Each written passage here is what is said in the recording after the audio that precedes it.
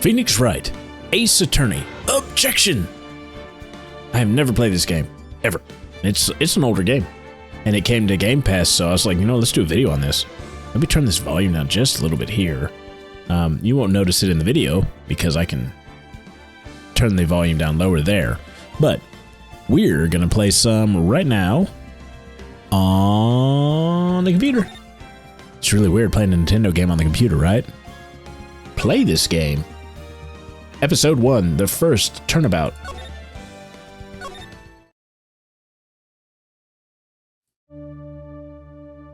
What do you think that is? Oh, I got some gamer points. Oh. Uh-oh. Oh, we start off with it looks to be like a assault. I can't get caught. Not like this. I've got to find someone to pin this on. Someone like him. I'll make it look like he did it.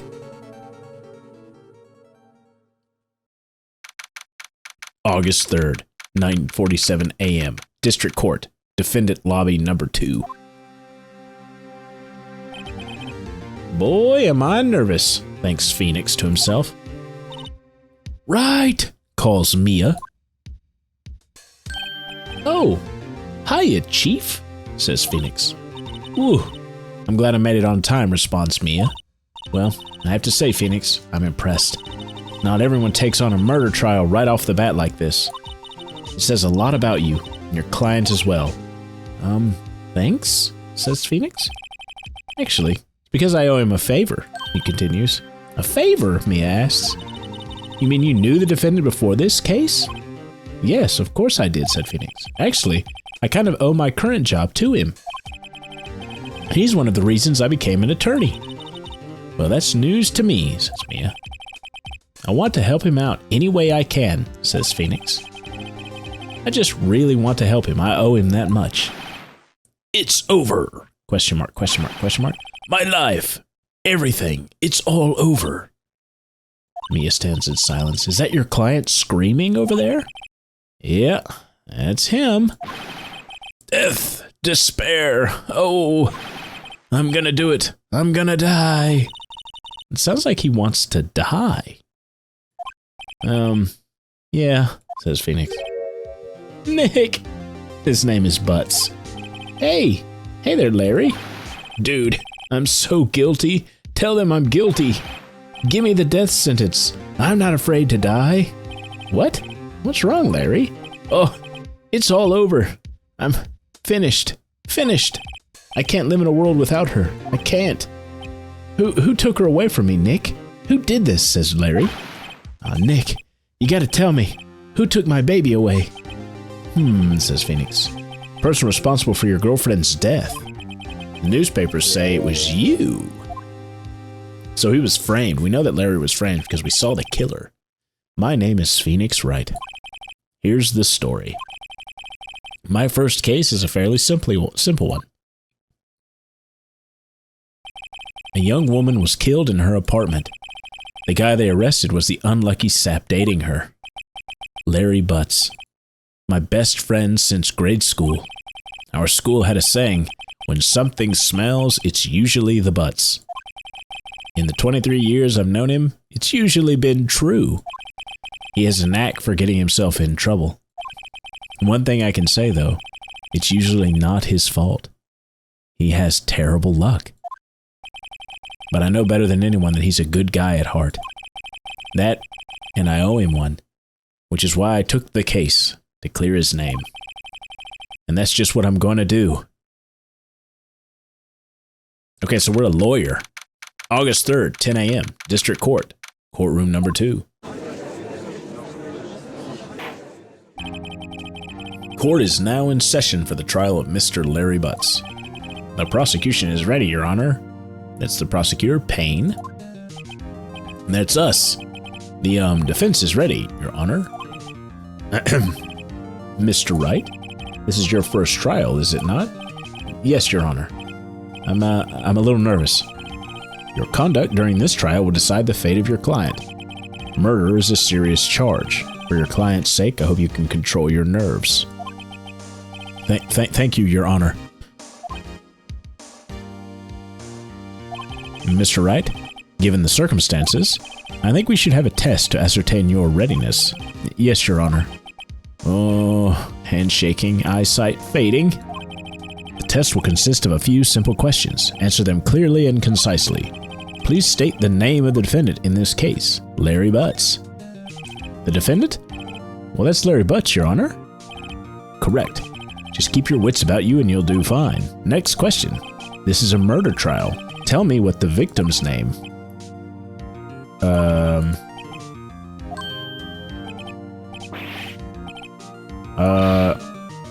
Yeah, like, no, he doesn't remember. And me, the boss, like, Phoenix, are you absolutely sure you're up to this? You don't even know the victim's name?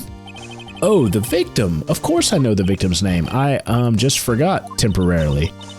I think I feel a migraine coming on, says Mia. Look, the victim's name is listed in the court record. Okay, so I press tab for the court record, and we see the attorney's badge. And here's the client Cindy's autopsy report. Time of death, 7:31.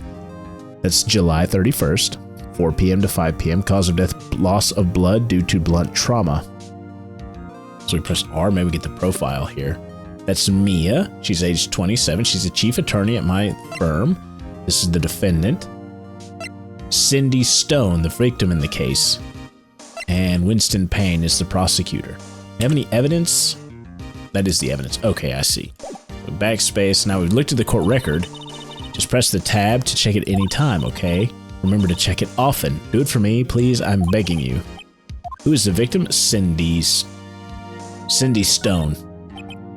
The victim's name is Cindy Stone, Your Honor. Correct, said the judge.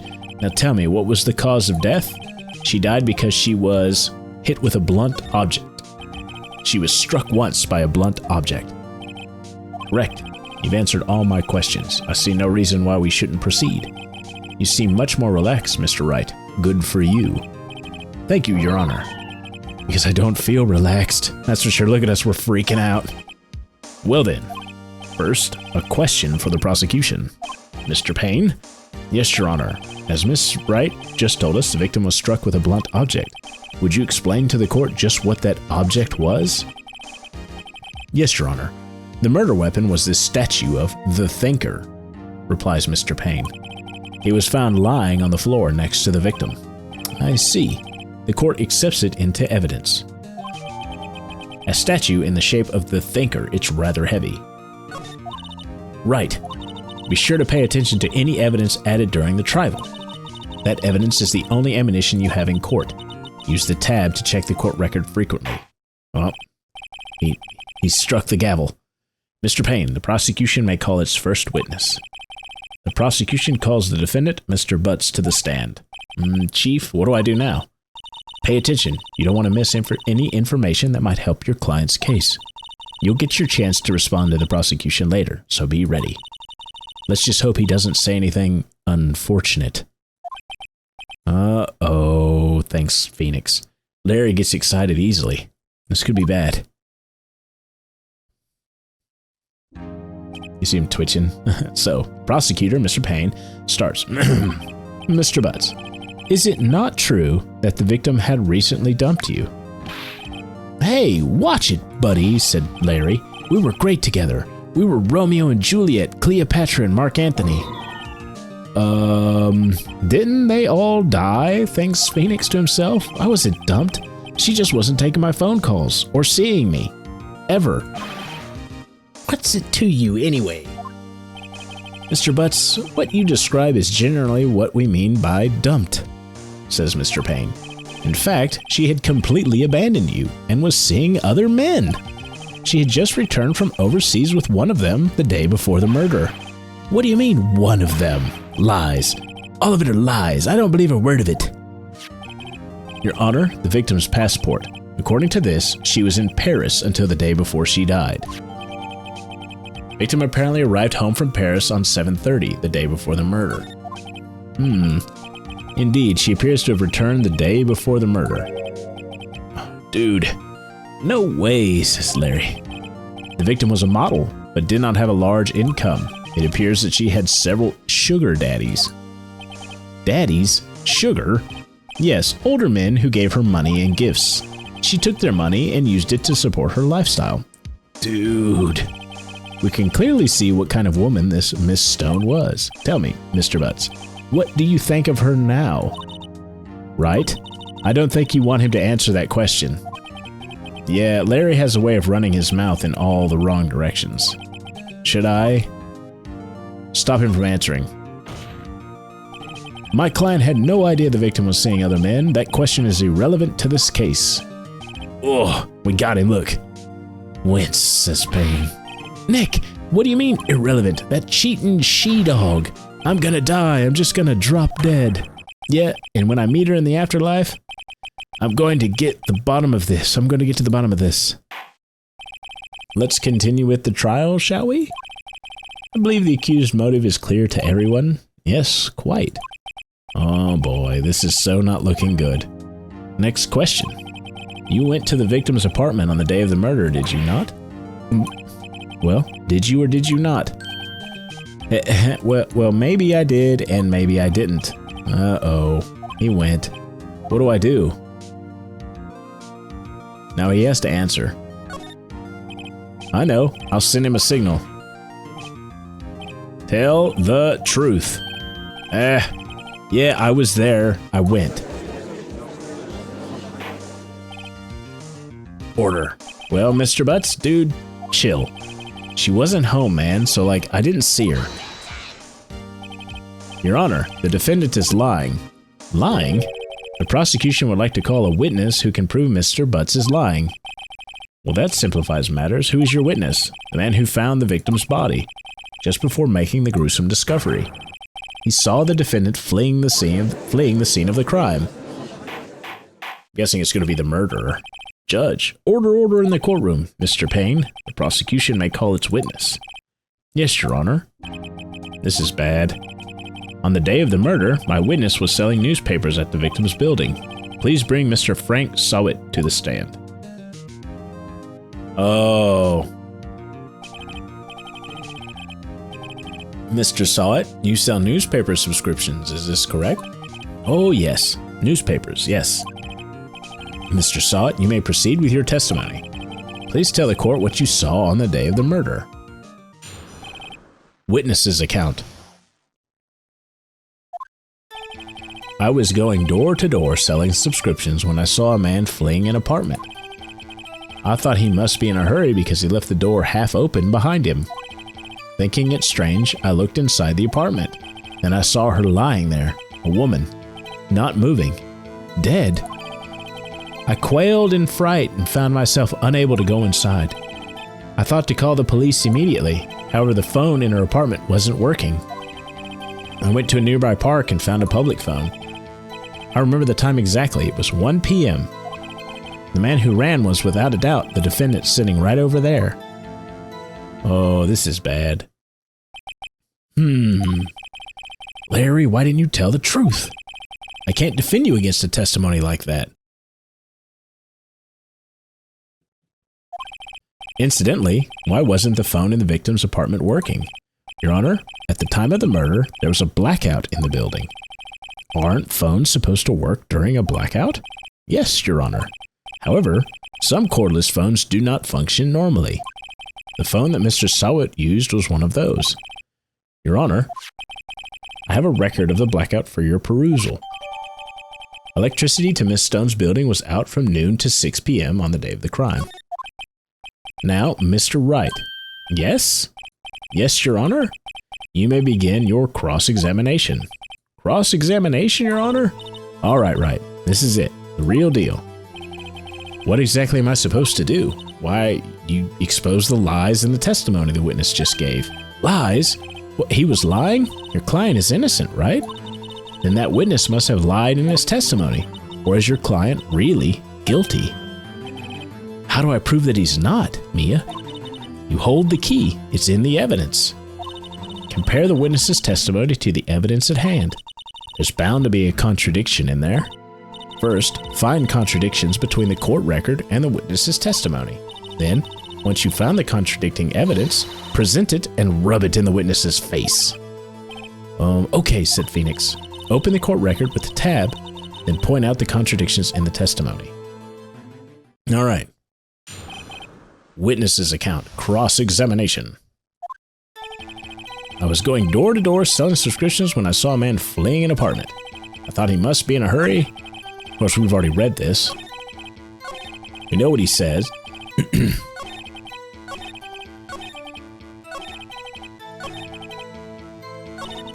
That's all of it. There must be a contradiction there somewhere. Examine the court record with the tab, see if there's anything suspicious. Okay, so we know that she died between 4 and 5 p.m. He said it was 1 p.m., right? He said it was 1 p.m. All right, that's strange.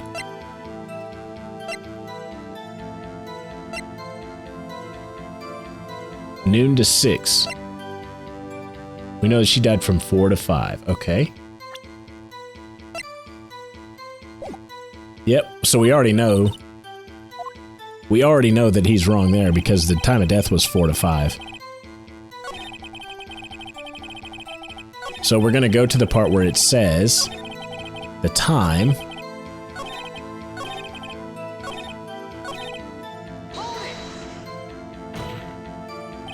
"1 p.m.? Are you certain?"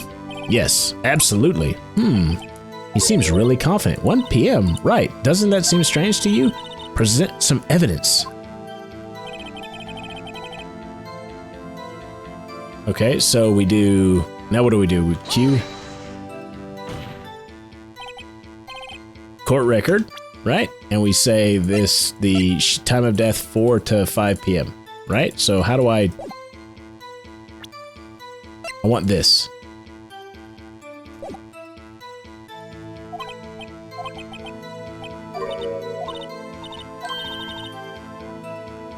How do I present evidence?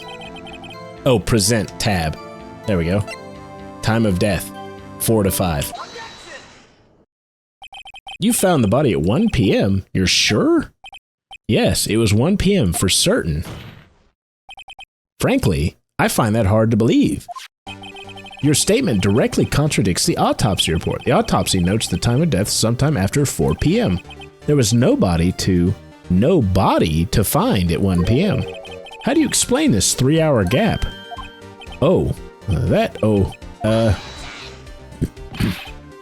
This is trivial. The witness merely forgot the time. After his testimony, I find this hard to believe. Mr. Sawit, why were you so certain that you found the body at 1 p.m.? I guess it was a really good question. Great job, Wright. Way to put him on the spot. That's all you have to do. Point out the contradictions. Lies always beget more lies. See through one, and their whole story falls apart. Wait, I remember now. Would you care to give your testimony again? Oh, this time he's changing it. You see, when I found the body, I heard the time. There was a voice saying, the time, it was probably coming from the television. Oh, but it was 3 hours off, wasn't it? I guess the victim must have been watching a video of a taped program. That's why I thought it was 1 p.m. Ah, but remember the electricity was out. Terribly sorry about the misunderstanding. See, you heard a voice saying the time on a taped program? Mr. Wright, you may cross-examine the witness. Right. You know what to do. I've got this one.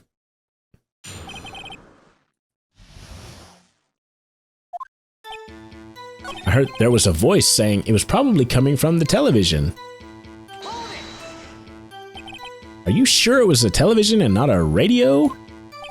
Well, no, I guess it might have been a radio. Incidentally, there was no radio on the premises. There was only one large television. I can't put my finger on it, but something about this seems fishy, says Mia. Something about hearing the television. The witnesses testified he heard the time. Oh, but it was off by 3 hours, wasn't it? Oh, see, now we know. Remember, there's no electricity. Hold it right there. The prosecution has said there was a blackout at the time of the discovery, and this record proves it. You couldn't have heard a television or a video. Yeah, The defense has a point. Do you have an explanation for this, Miss Sowit? No, I find it quite puzzling myself. Quite. Wait, I remember now. Mr. Sowit, the court would prefer to hear an accurate testimony from the very beginning. These constant corrections are harming your credibility. That, and you seem rather distraught. Look at him. My apologies, Your Honor. It must have been the shock of finding the body. Very well, Mr. Sowit. Let's hear your testimony once more, please. Hearing the time. Actually, I didn't hear the time, I saw it. There was a table clock in the apartment, wasn't there? Yeah, the murder weapon. The killer used it to hit the victim. That must have been what I saw. You saw a clock? I guess that would explain it. The defense may cross-examine the witness, gladly. He said the clock? Hearing the time. Actually, I didn't hear the time, I saw it. There was a table clock in the apartment, wasn't there? Yeah, the murder weapon. The killer used it to hit the victim. What? The murder weapon? Yes, the table clock that was used as a weapon. That's what I just said. Did you doze off in the middle of my test? Something fishy here. Now, find the contradiction. I saw it. There was a table clock in the apartment, wasn't there? Yeah, the murder weapon. The killer used it to hit the victim.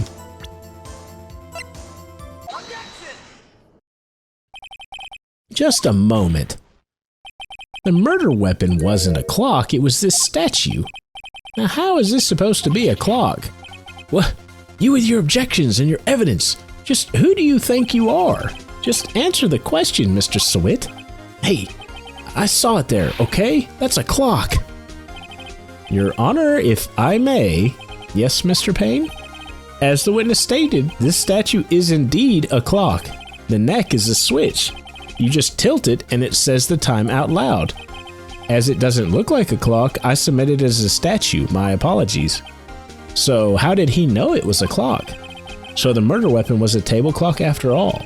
Well, Mr. Wright, it appears that the witness testimony was correct. This is a clock. Do you have any problems with this testimony now? Yes, lots of it. Your Honor, there's a gaping hole in the witness's testimony. The only way he could have known the weapon was a clock is to hold it in his hand. Yet the witness testified that he never entered the apartment. Clearly, a contradiction. Indeed, says the judge. The witness knew it was a clock because he went into the apartment. You're lying. You were inside the apartment on the day of the murder. Oh yeah? Prove it. Prove I went in there. I'll do better than that. I can prove you're the one who killed her. You struck her with the clock, and the shock of the blow triggered the clock's voice. That was the sound you heard. Order in the court. Intriguing. Please continue, Mr. Wright. Yes, Your Honor. Mr. Sowit, the sound must have left quite an impression on you.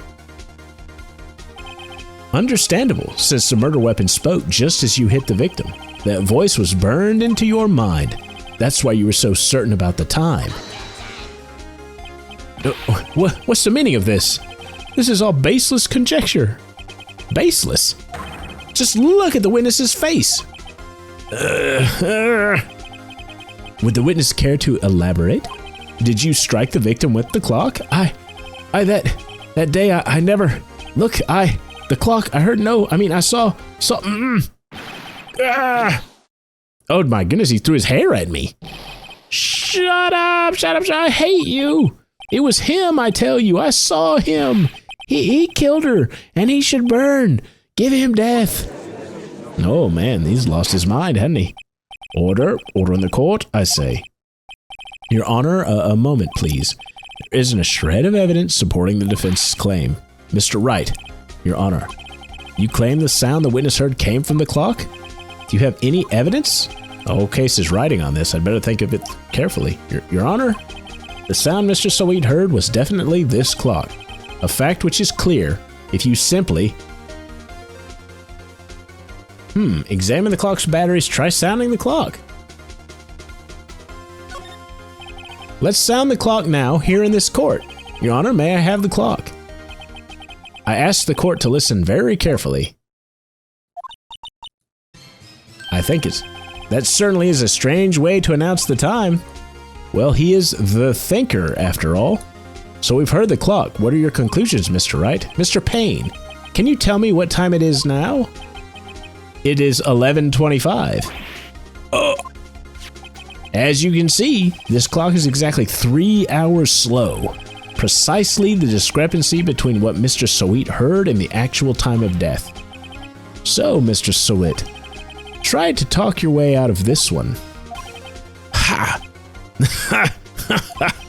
You forgot one thing. Uh-oh. What's he talking about now?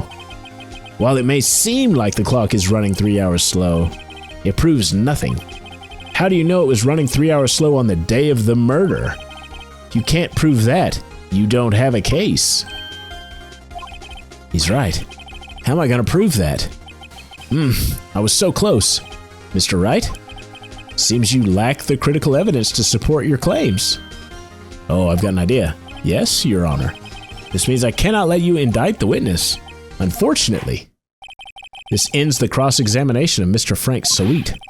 I've come all the way down here to testify, and look what happens. You treat me like a criminal. A criminal? You lawyers are all slime. I almost had him. Sorry, Larry.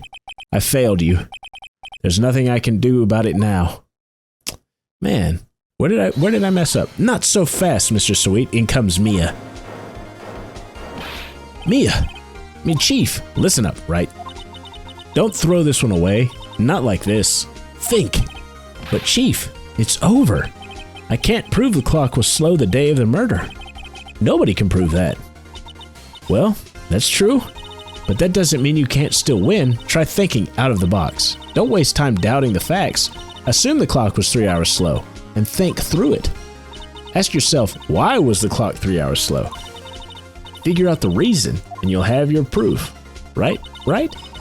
Can you think of a reason as to why the clock would be 3 hours slow? Sure.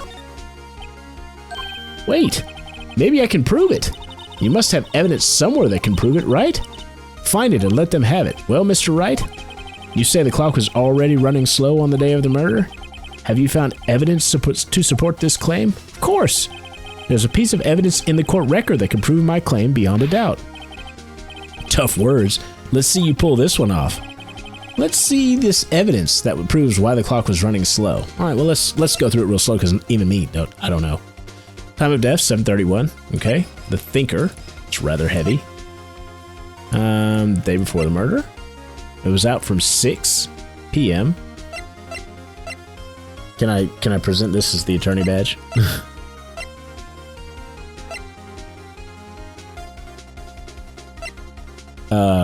What about the record? What should it be?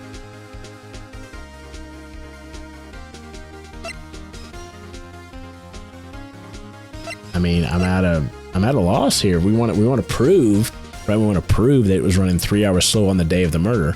But how do we do that? Just looking at the things here. So we know the electricity of the Stones building was out from 6 p.m. from noon to 6.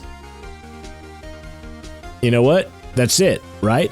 Because if it was correct on the day of the murder, the clock would have been accurate here because we knew that there was no power from noon to 6. So if it was accurate, yeah, this one.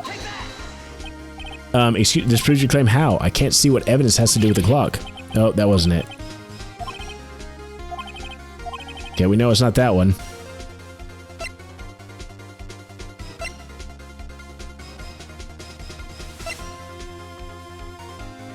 I mean, other than...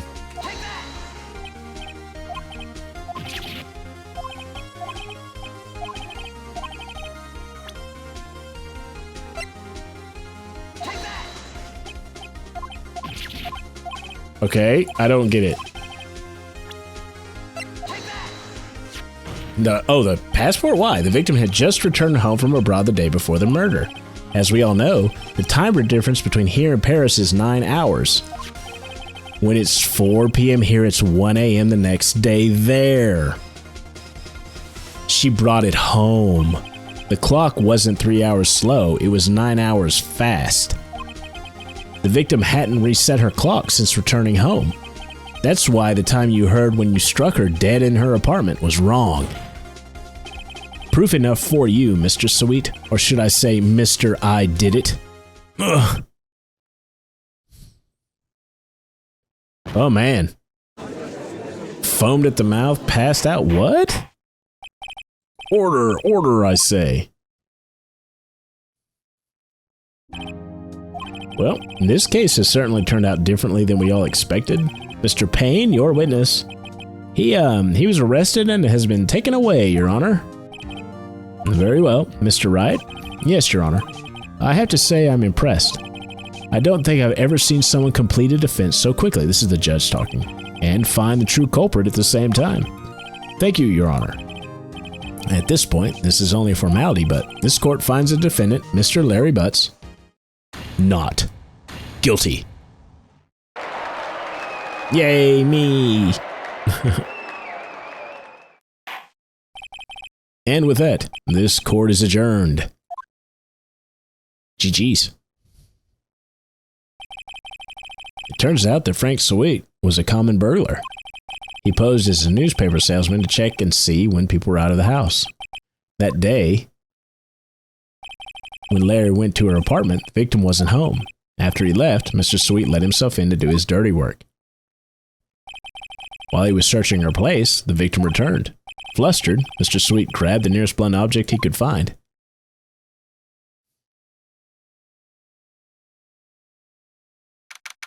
August 3rd, 2:32 p.m., District Court, Defendant Lobby Number 2.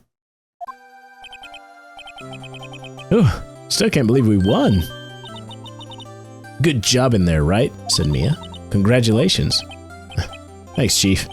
I owe it all to you, says Phoenix. Not at all, not at all. You fought your own battles in there. It's been a while since I've seen a trial on such a trial end on such a satisfying note. I've never seen the Chief looking this happy, remarks Phoenix. If she's this glad, imagine how Larry must feel. My life is over, says Larry. Larry, you're supposed to be happy. What's wrong now? Oh, Nick, don't worry about me. I'll be dead and gone soon. Good. Wait, no, wait, what? Bad. That's a bad idea, Larry. Larry, you're innocent. The case is closed. But my Cindy Windy's gone, man. Gone forever. Larry, never mind. Congratulations, Harry. Harry? Yes, you. I can practically see the headlines now. Harry Butts, innocent. That's not even his name. Yeah, thanks. I really owe you one. I won't forget this, ever. Let's celebrate. Dinner, movie, my treat. Oh, no, I couldn't. Hey, I was the one who got you off the hook. He's inviting Mia. Oh, hey. Here, take this. It's a present. A present? For me? Wait, wasn't this the evidence? Actually, I made this clock for her. I made one for her and one for me. Really? You made this? Well, thank you. I'll keep it as a memento. Yo, Nick. Can you believe it? I was so into that chick, and she was just playing me for a fool. Don't that make you just want to cry? Larry. Are you so sure? Said Mia. Squeeze me? I think she thought quite a lot of you in her own way. Nah, you don't gotta sympathize with me. It's okay, said Larry. Oh, I'm not just sympathizing, really. Isn't that right? Don't you have something to show your friend? Something that proves how she felt about him? Oh yeah, right. What is she talking about? The clock. Check this out, Larry. Proof positive you weren't just some chump to her. Huh? What about that clock? This is the clock you made for her, Larry. And she took it with her when she traveled.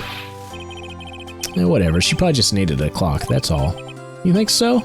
Said Phoenix. It's a pretty heavy clock to take traveling. Well, make of it what you will. Hey Nick, said Larry.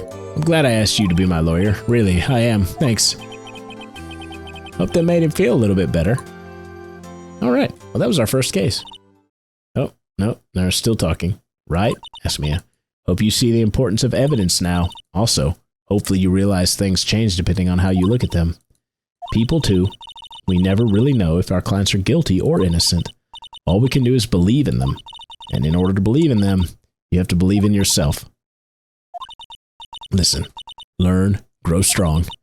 Never let go of what you believe in. Never. Well, I think our work here is done. Shall we be off?